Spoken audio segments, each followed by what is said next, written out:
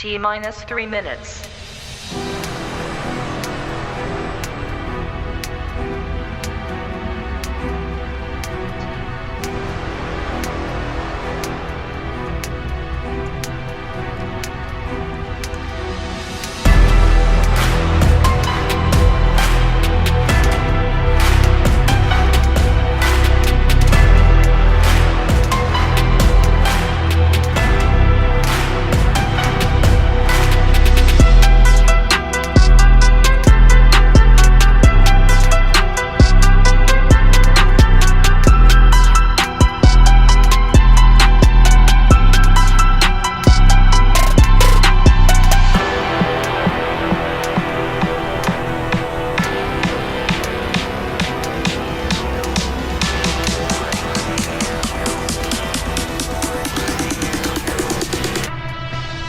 T minus 2 minutes.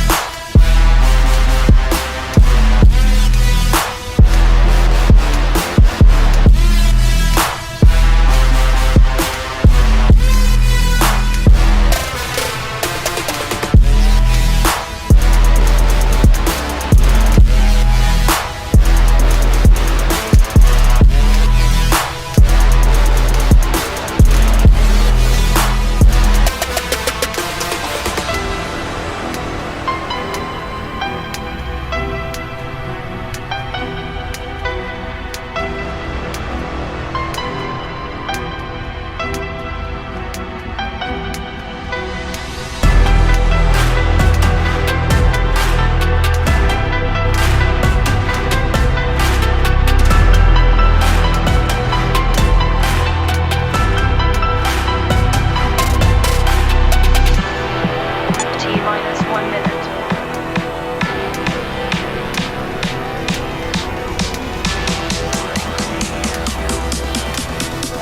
T minus 50 seconds.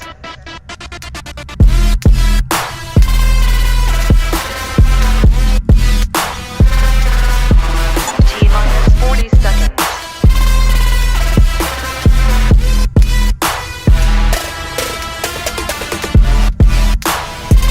T minus 30 seconds.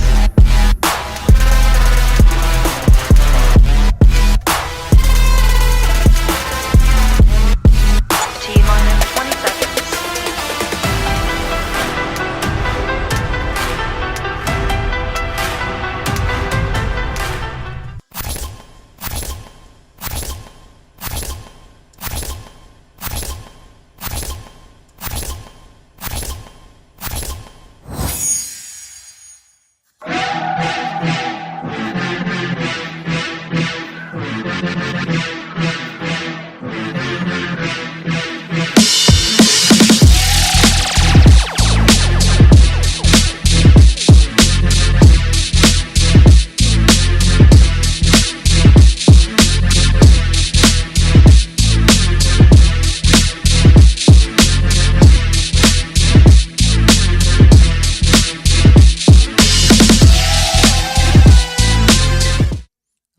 Hey, how's it going, guys? Sunday night, 6 o'clock, 6:02. So that intro was kind of long. Apologies for that one. But either way, welcome to the Eddie Law Show, doing our damn thing on a Sunday.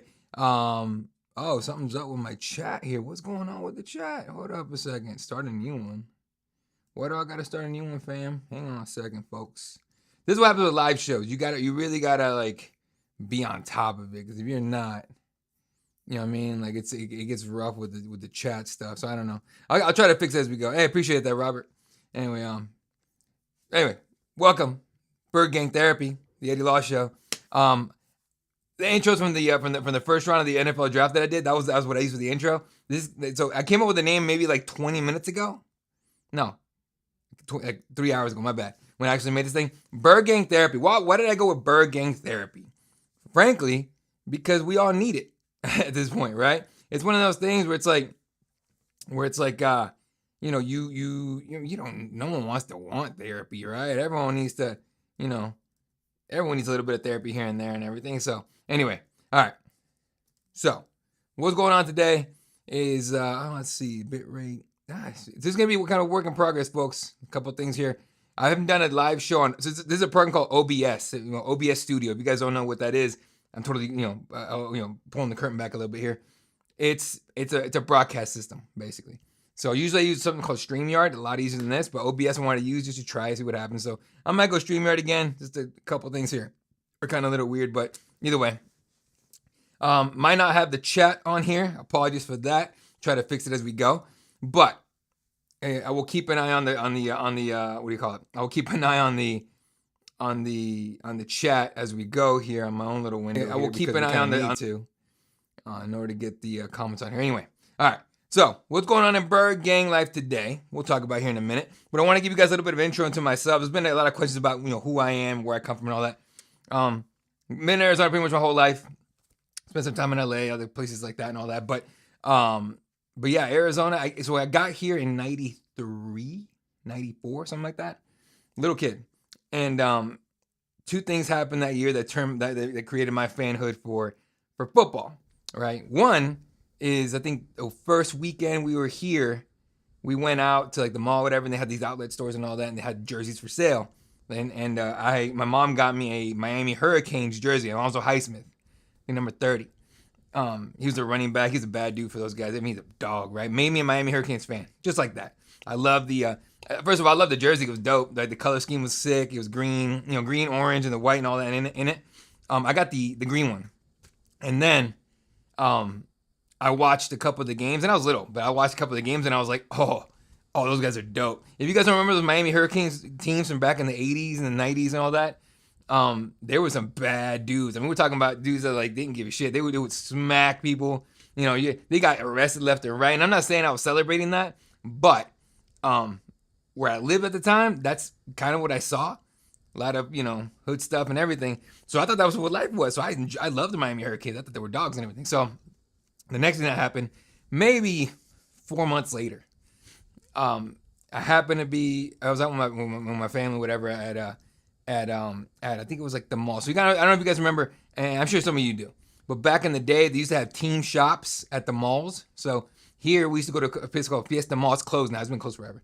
But Fiesta Mall had an Arizona Cardinals team shop in it. So I went in it, and I was just like, dang, the red's cool. And I was little, right? The red is cool and all that. And they had a player there. I still don't remember to this day who the player was, but he was doing like a signing. And I wish I remember who it was. I really do wish I remember who it was. This would be a much better story than that if I remembered. And I ended up getting a Jake Plummer jersey, right?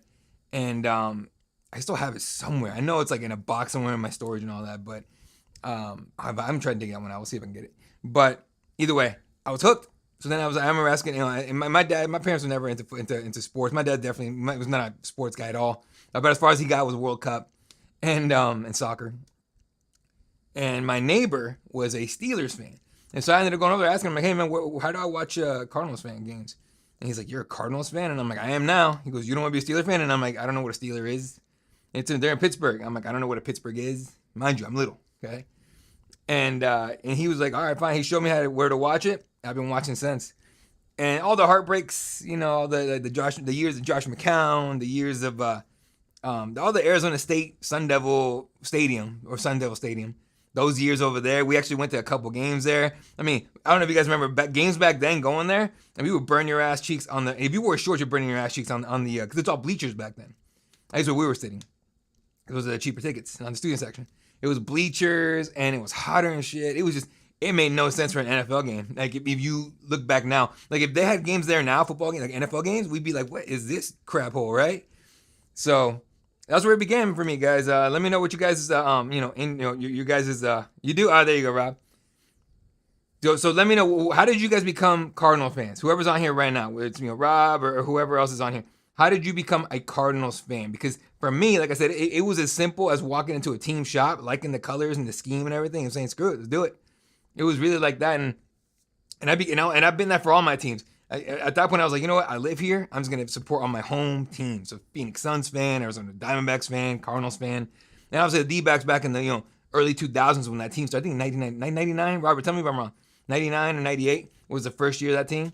And I remember the World Series run, which is dope. Oh, I remember being at I was at Game 7 back then. Like, you could win. I think we won tickets to that one. And so it was like me and my brother and my dad went to Game 7. It was the wildest scene ever. Everybody around us, we were surrounded by Yankees fans, by the way, and they were all talking about how it's our destiny, this and that and the other. And I remember being a little kid. I don't talk trash back then, so I was like, I don't know what the hell you're talking about, whatever. And no, it ended up being that we won. I mean, if you guys remember, was it Gonzo hits the infielder, and that was that. That was the sickest game ever. 98. All right, so 98 for Rob. 98. Okay, let me see if I can fix this chat. Excuse me. This chat box here, because this is not a nice way to watch or to have comments on here. Here we go. Let me see if I can get this for you guys. 1 second.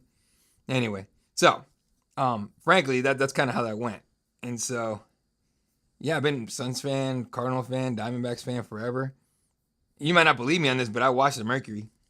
I watch Mercury basketball, 100%. I'm a big Mercury fan, big Diana Taurasi fan. Like big time.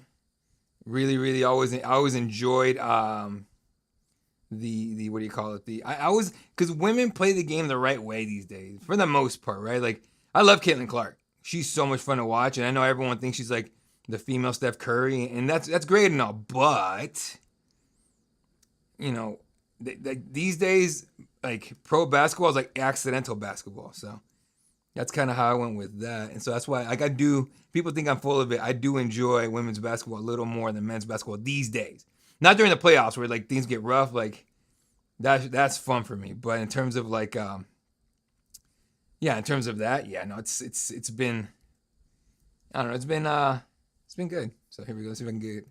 All right, here we go. All right, got some comment finally working here. Let's see if I can make it look a little better for y'all. Let's go with this right here. All right, here we go. All right. Ooh, okay, maybe a little too high. Again, you guys are learning this with me as I go. All right, what do we got? Let's see. Jay, what's up, Jay? Growing up in Canada and living in the country with no cable TV, I only watch the CFL and Toronto Argonauts. I'll tell you something in a second, sorry. Growing up in Canada and living in the country with no cable TV, I only watched the CFL until I finally got cable. I was also a USC Trojan fan, so I started watching when Matt Leinart was drafted. Then watching Larry Fitzgerald play was what sold me. I even love the Phoenix Roadrunners. Dude, the Roadrunners. You remember the Roadrunners, dude? Oh, man, you're bringing me back. We went to a ton of Roadrunners games. And then when the Coyotes got here, we went to a bunch of Coyotes games when they were in downtown Phoenix. Not when they went all the way out there to what's it called? When they moved to Glendale, that was the dumbest move ever. Hockey fans live in the East Valley, not in the West. No one in the West gives a crap about hockey. Everyone in the East loves hockey. So that's why, sold to Utah and whatever. It's dumb. Hey, Elks, there you go, boy. So one of my good friends, his name's Shaq Richardson, played corner for the University of Arizona. He had some crazy games. The guy was so good. The only problem that he had was injuries always kind of, limited him. If injuries hadn't messed him up so badly, he'd have gone second round at least. He went, I think, fifth round to the Steelers. And then I think he played for the Cardinals, played for like 3 or 4 different teams. Never really got in on any team. So once he retired, now he's coaching high school football and all that. But we ended up doing a show together over on this other platform called Believe, B-L-E-A-V. And they were cool and everything, but him and I. So the idea of that show was I was the journalist or the reporter or the podcaster, whatever you want to call it, and he was the pro. So we did a show together called Believe in Arizona Football, but it was Arizona Wildcats, college football. But neither of us have time to do it. We did it for like 2 seasons, and that was kind of that. And it's hard to do a show like that with a team that's not good, which if you guys know anything about University of Arizona football, it's been in the dumps for a long time until recently. We have spots here and there, the Desert Swarm days with Teddy Bruschi and all that. So anyway, long story short here, Jay, Shaq Richardson ended up playing for the Toronto Argonauts and winning the Grey Cup.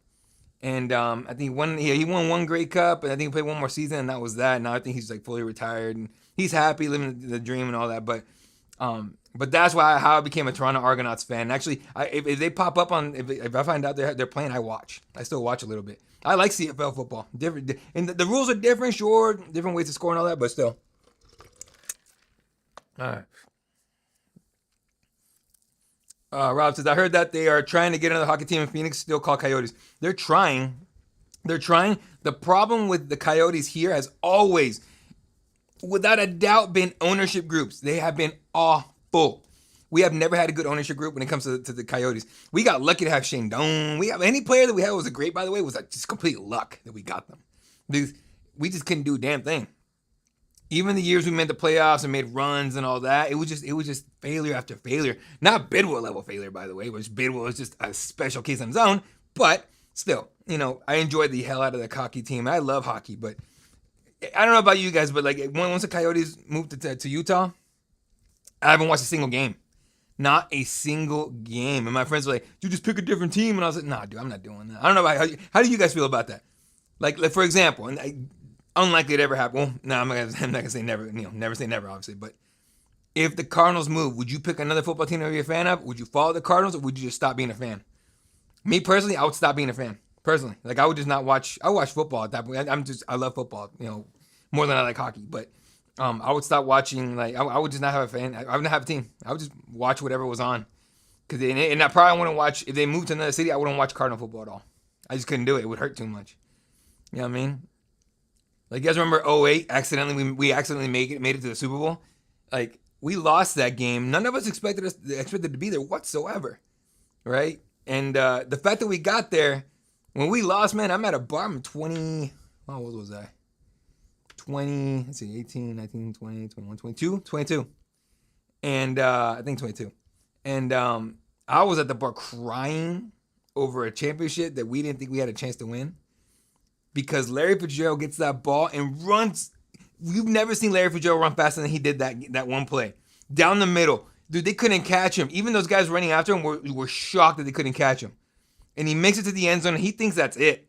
Right? You know how Larry used to hang the gloves on his face guard? On his face guard? On the cage? He would hook it on there. He gets out off the field. He's celebrating. He hooks him on. And he just waits. Man, his face when Ben Roethlisberger throws that ball to Holmes on the corner of the end zone, and I remember there was a couple DBs that could have made a play on the ball, and they weren't able to get to it, and just Larry going, no, dude, that was the most heartbreaking thing ever. That was embarrassing as hell that James Harrison ran that ball all the way back. Like, James Harrison being a scary dude and a musclehead, but he really outran everybody. Out of here with that. That's so wild, but. That's like classic Cardinal football, Cardinal luck. You know what I mean? All right, let's see. Rob says Shane's wife and him are pushing for one there. I hope so. You know what it is? I hope Shane has a big role in it if that happens. Like if he legit, I know he wants to and all that, and they're pushing for it. If he could be like part of the ownership group or like be like some kind of leadership there, I would love it. Right? You imagine Donor returning to the Valley for that? Woo! Let's go. All right, Jay, I'm like you with baseball. I was a diehard Montreal. Yeah, the Expos. Since I was a child, and once they moved, I stopped following baseball. I was jumping on my couch as dude, I was at we're at the bar, right? And it's a packed bar. Obviously, it's Arizona, it's Phoenix, so the whole place is packed. We're all watching the game. Right, so we're at the bar itself. We're on the high chairs and all that. I'm jumping up and down, knocking shit over and everything, losing my mind as he's running. I'm like, there's no way he's gonna do it. He scores it. I thought that was it. You gotta hand it to the Steelers for pulling off what they pulled off, but man, that hurt so bad. Oh man, I was so depressed for like I was depressed for like a week after that. That was just so bad. I'm not making fun of when it gets depressed. I'm saying like in a manner of speaking, like that was bad. That was like a rough way to lose that game. Because, like, everyone in Arizona, every Cardinal fan was sitting there going, like, did we just get one? Like, can you imagine? That would have changed the course of history for us. That would have changed, because that, in my opinion, we win that would have forced the ownership, Bidwell and the general manager and everything, to push for another one. And we didn't, right? If you guys remember, like, the Robert Sarver sons, right? So, another story for son stuff, and I know. But I worked really hard in high school. Like I had a job and all that full time, not mostly full time. Basically, I worked it out. Either way, I saved up a ton of money, right? And so by the time I was 18, 19, I had a good amount of money. So I bought, I think 03. So I think it was a junior year of high school. I had, I gave my dad my money, and and or money for it. And he got me Phoenix Suns season tickets. So this is the Stephon Marbury, the Joe Johnson was on the team. Can't remember. The Stephon Marbury, Amari Stoudemire Suns. Okay, and then I re-upped those tickets before we signed Steve Nash from the Mavericks. Okay, so we get that, and we go on these runs. It's all amazing, everything. Then I think Colangelo sells to Robert Sarver, and I remember reading about the sale and thinking, we're selling to a Wall Street guy. This is not going to work because Wall Street people want to make as much money with as little risk as possible. So, which is funny because in the stock market, there's no such thing as no risk unless you're in the government, right? One of these like thieves, clowns, and you can basically lie, and because you know how it is in this world, it's like rules for me but not for thee type of thing. So, but either way, it was he didn't like having to spend money. That screwed the team up, screwed him up bad. So, and then he tried to spend money. It was a rough. So, can you imagine if we won that Super Bowl? Bidwell would have been like, I got to keep this going. I got to get as many as I can. Like, had we won that, Bidwell would be a beloved person. Okay, maybe he wouldn't be just like he is now. He was like, he got this one, cool. But it didn't work out that way, guys. It did not work out that way. I just realized this whole top screen is kind of messed up. Let me see if I can fix it. 1 second, folks. All right, here we go. I think I can get it. All right, let's see if I can. Let's see. Oh, no, a little more. I'm going to fix this as I go, guys. I appreciate the patience. I really do. All right, let's see. There we go. Much better. All right. Anyway, I'm a stickler for this kind of. I'm a stickler for details, guys. Jay says, or no, Robert says, I followed the Cardinals from St. Louis, Arizona, and we'll follow them anywhere they go. All right, there you go. I can't do it, dude. If they leave you here, because I met them here, right? So anyway, Jay says, I think Bidwell will have figured out a way to mess it up. Maybe. Here's the thing with Bidwell is this.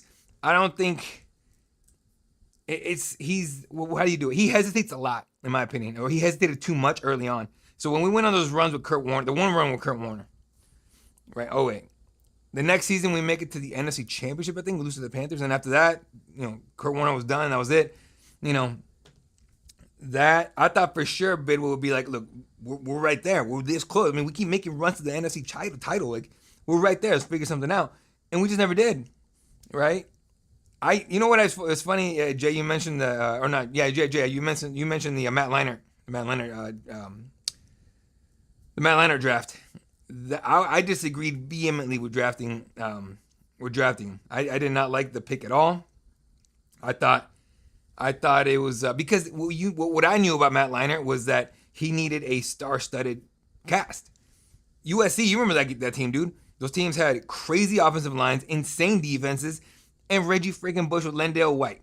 When you have to deal with thunder and lightning, you're not worried about the cross-eyed dude with the ball throwing, the quarterback cross-eyed guy throwing the ball, right? Like, he didn't matter lefty on top of that. Didn't really matter. So, but what I knew about him was he was a manager. If he didn't have those guys, he's going to be a game manager at best. That guy cannot throw down the field. He was very much like a 15 to 20 yards, and then hopefully you get a yak guy to go score for you, yards after the catch. But Ken Wisenhunt tried to make him throw downfield. That's how Kurt Warner ended up starting. Leinart got hurt. But that's why Leinart never, in my opinion, never got footing in the league whatsoever. Because Ken Wisenhunt tried to get him to throw down the field. And I remember anyone that watched football at all in those days knew Matt Leinart could not throw the ball down the field whatsoever. There was no chance of that happening. So, yeah. And it was funny. I don't know how, I know, Robin, are you familiar? Jay, how familiar are you with Phoenix? Let me know. But I used to play at this gym called Lifetime Fitness over in Tempe. And literally like 10 minutes from where I am right now. And like before they built one in Scottsdale, the bougie ass one where all the rich people go, the Cardinals used to come play over here. So you're talking about during the off season, right? Right after, I think, mandatories, right? A lot of these guys would go back home. Anquan Bolden wouldn't. Like 3 or 4 of the receivers honestly wouldn't. They would stay here. Darnell Dockett would stay. All those kind of guys. And then Donovan McNabb was living in the Valley. And so he would come and play. So they would like create these super teams. So I had to guard Anquan Bolden a handful of times.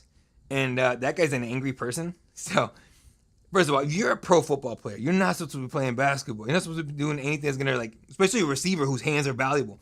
He goes up for a layup. I contested, didn't even touch him. Didn't even touch him. I contested the ball. He gets in my face talking about, don't touch me, blah, blah, blah, sort of stuff. Bro, I was in high school when that happened. Like, I was in like 12th grade, okay? And this was in my face screaming. And I remember I calmly looking at him like, bro, you're the one that if you, look, man, if you hit me, go ahead and hit me if you want to. First of all, I'm underage, so you're in legal trouble. Second of all, if you don't think I'm going to take you to the cleaners, you're out of your mind. Third of all, I'm a fan of the team. If you think I would try to hurt you, you're out of your freaking mind. By the way, I just realized that I put these up here for ignore all the social media stuff. It's not at all. I gotta change that. My bad. Anyway, but I was like, you're out of your mind. I'm not trying to hurt you. You're tripping. He's like, oh, F this, F that, blah, blah, blah, you know, crazy. And Dockett comes up and grabs him like this and just drags him away. It was funny as hell. And then I played against Matt Leinart one time, and all Matt could really do is post up. At least he didn't shoot from anything. He didn't drive. But again, he was, playing football. And Larry Fitzgerald can't shoot worth a damn. I can say that. I can say the hell out of that. He cannot shoot. But boy, can that guy drive to the basket and dunk. He didn't even dunk hard.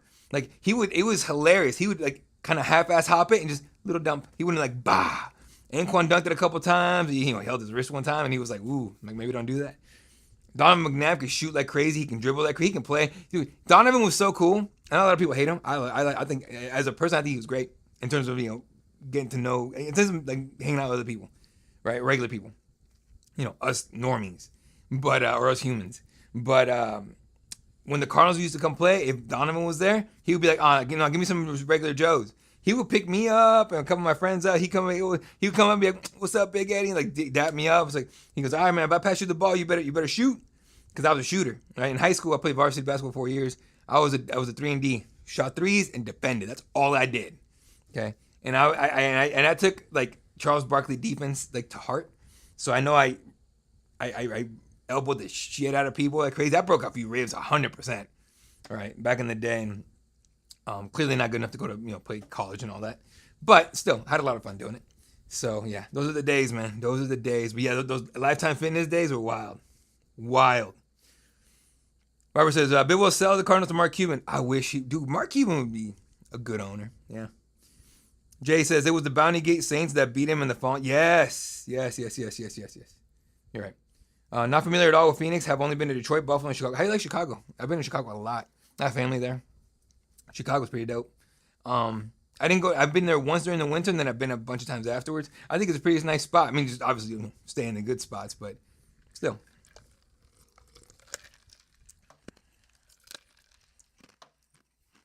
Excuse me, I ate some ice.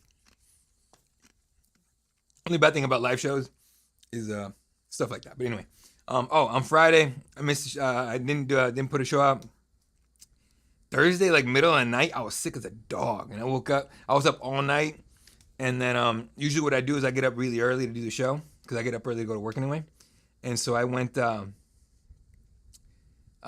tried to give it a go, guys. I really did, and it was just not happening because I record it and I send it in, and FanArc is the company I work for, and those guys, chop it up, edit it, whatever they do with it. They make the thumbnail. They make the titles, folks. Okay, don't come after me. I know people put it in the comment section. Oh, clickbaity, this and that and the other. Dude, I wish I could be the one making the titles, but I don't.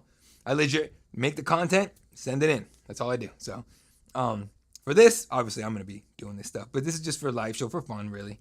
If this becomes a huge thing, that'd be dope. I would love it. And I'll still do both. Cuban owns the Dallas Mavericks. He owned them, and he regrets the hell out of selling them. Because what the first thing they did when he sold them, they traded Luka.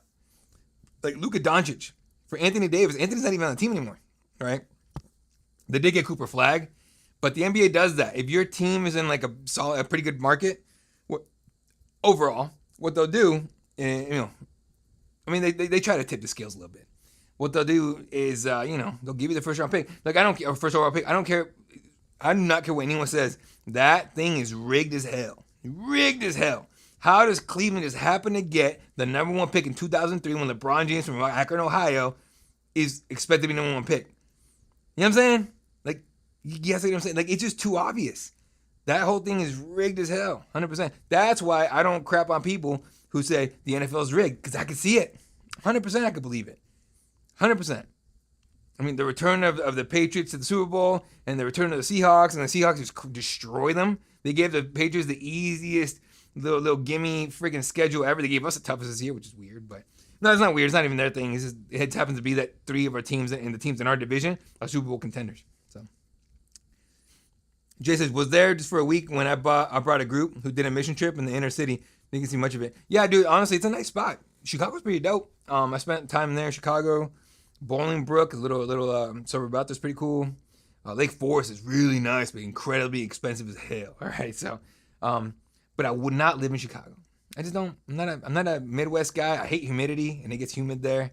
I like Phoenix. I like Arizona. Like I don't see. I might leave Phoenix one day, but I'm not gonna move far. I might go up north, cooler weather. You know, Flagstaff, Sedona, maybe even further up to Show Love. You know, once I'm super old and hate, you know, people and noise and stuff. So, but yeah, I got about maybe 10 minutes here before I have to run, folks. But yeah, so it's cool. And look, I appreciate you guys coming on here, man. I know it's starting these like live shows is really difficult because you go at a certain time. But yeah, you know, we try to do. I'm gonna try and do it on Sundays, and let you guys know ahead of time. But come the start of the season, just count on me every Sunday. If it's a away game, I'll try to be on during the game. Worst case, I'll do a halftime show. Best case, I'll do a game companion, which I think would be a lot more fun. It's just those games are super long, and I got kids, so you know I watch the game with them. But when I go to the game, I'll do what I did last season. I don't know if you guys remember last season on Cardinals Daily. I would record during the game, and I would give you guys like a short little recap afterwards, how I felt about it and everything. I would put it all together, and you guys will see it that Monday. I'll still do that, of course.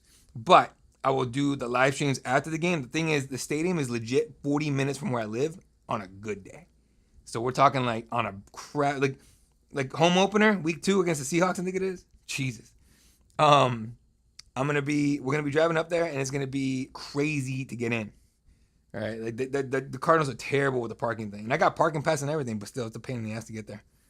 So there you go. Robert, I live in Austin, Texas. It's pretty cool here, dude. What do you think about? How long you been in Austin? Because I have friends that went there and they loved it. I have friends that went there and hated it. I think it's like is it like an acquired taste or like what city would you compare it to? Because I've heard a lot of people say it's like a different Portland, and I'm like, there's no one like Portland. I've never been to Portland, but I have friends that are from Portland, and they always tell me like, dude, Portland's a different world. I say it about Phoenix though, right? Like you get here, it's just desert everywhere. So, but yeah, all right, a couple minutes here before I have to run, folks. 15 years, no kidding. So you're there. Like you're just there. Okay, that's cool, man. I like that for real. But yeah. Oh no, you were thinking about Phoenix, huh? But yeah. All right. So, real quick before I go, let's just touch the big things happening right now in Cardinal world. Jacoby Brissett was apparently, reportedly, not close to a deal with the Cardinals. Not surprised whatsoever. If you look at the numbers of some of the quarterbacks how much money they're making, if I could pull it up. Let's see.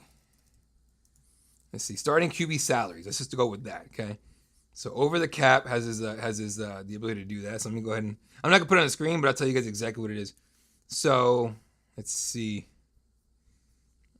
Right now, the lowest paid starter looks like it might be Quinn Ewers started a couple games, but he didn't want the starter. Oh boy, okay. Tua was making pretty good money. Now Kyler's getting $1.3 million from freaking Vikings. The rest is from us. Awesome. Yay, thanks a lot, Monty, jackass. Carson Beck's getting paid more than Kyler, but he's rookie deal and all that. Dude, I can't find. Oh, here we go. Jackson. I guess Jackson Dart. No, Geno Smith. No, Tyler Show. So Tyler Show looks like he might be the lowest paid starter. Okay, Show. I don't know how to say his last name. So he's got I think a $10 million deal, like total value. It's he's making about $2 million a year, right? His guaranteed total is $10 million. Okay, that is like the lowest right now. If you build back up, if you go up. We're talking Geno Smith's making 3.3 for one season. Jackson Dart's making 4.2 a season with 16 million overall, with I think 16 million guaranteed. Bo Nix is getting 4. Let's see. Joe Flacco's getting 6 to be the Bengals backup.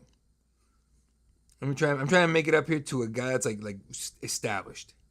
15.5 for Aaron Rodgers. Baker's making 33 million. I would say that Jacoby's worth maybe 15 at the most, and that's a lot, honestly. You know what? I would say 11 to 15 for Brissett. If we give him more than that, it's kind of waste, in my opinion. So, but the bad thing that happened for him, right? And I'm going to talk about it a little bit in the morning here on the Cardinals Daily Show for tomorrow. Is I just think he screwed up, like staying away from OTAs and all that.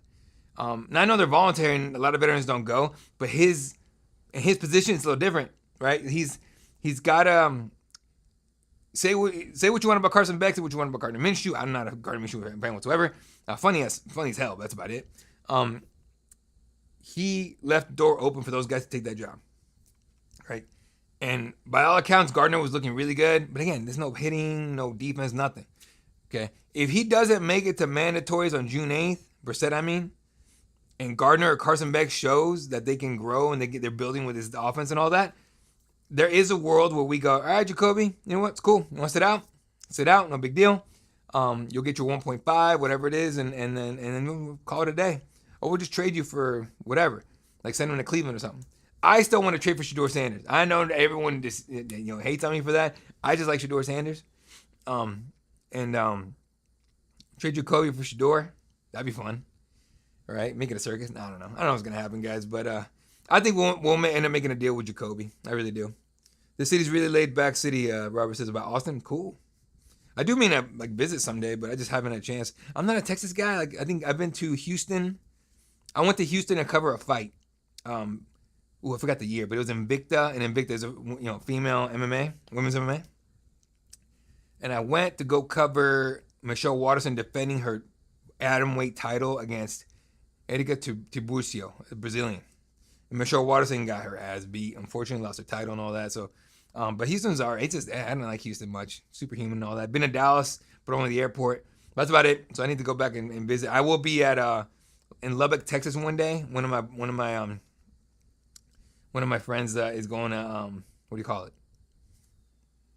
Master's program, grad school. Jeez, he's going to grad school there. So he's gonna graduate in like a year or two. Definitely gonna go for that. But other than that, I haven't had a chance to go to Texas, and so I definitely do need to go and check it out. But either way, hated Houston and Dallas. Yeah, I mean, if you like laid back cities, you're not gonna like the big ones, right? Like I don't know if you ever went to Tucson, Robert, but that's where I went to college. University of Arizona. It was like a completely different world to me. Because it was like back then it was small. It felt small. It was quiet and everything. The laid back and all that. So yeah, I do prefer laid back more than busy. And Phoenix at this point to me is busy. I don't know when the last time you went back, dude, but like traffic is crap and there's a lot of people here now. It's just like it sucks. But either way, all right, guys. Yeah, that's gonna do it for today's live show. Again, kind of an intro here. I guess I didn't give too much of an intro of myself. Just how I can be a Cardinal fan. I did go to college at University of Arizona and earn my degree in bachelor's degree in broadcast journalism. And so I right away became a journalist, investigative journalist, and all that. And then I saw firsthand how disgusting the news is, especially with the 24-hour cycle. And I got out of it because it was gross. It hurt my heart, but because I love journalism, but what it's supposed to be, not what they turned it into. It's crap now. So left it for a long time, did a bunch of the things, and then took over. I started doing covering mixed martial arts, UFC, PFL, Bellator, stuff like that. And I own my own outlet called Cage Side Press, and so I have a team of reporters and all that, and so that's why, like, if I'm not doing this, I'm doing the day job. I'm not doing the day job. I'm doing Cardinals, or Cage Side Press or Cardinals Daily. I am busy all the time. I'm working literally all the time, boys. So anyway, appreciate you guys jumping on here. Jay, Robbie, you show up here, let me know. Oh, hell yeah. You're a Wildcats fan? Cool. We can talk Wildcats football too. All right. And Jay, appreciate you, man. You too. Yeah, if I ever make it out there, I'll let you know. I'll let you know for sure. appreciate you guys hanging out with me tonight. It's been fun. It's been dope. It's a really good time. So, gotta change it. Work in progress. Like this is definitely gonna change. Those are none of my socials right there, and all that. So, yeah, make sure you guys hit the subscribe button. Tell your friends to join. Hit the subscribe button. Hit the bell and all that, so you guys get the notification. All right, boys. Robert, Jay, you guys have a wonderful night.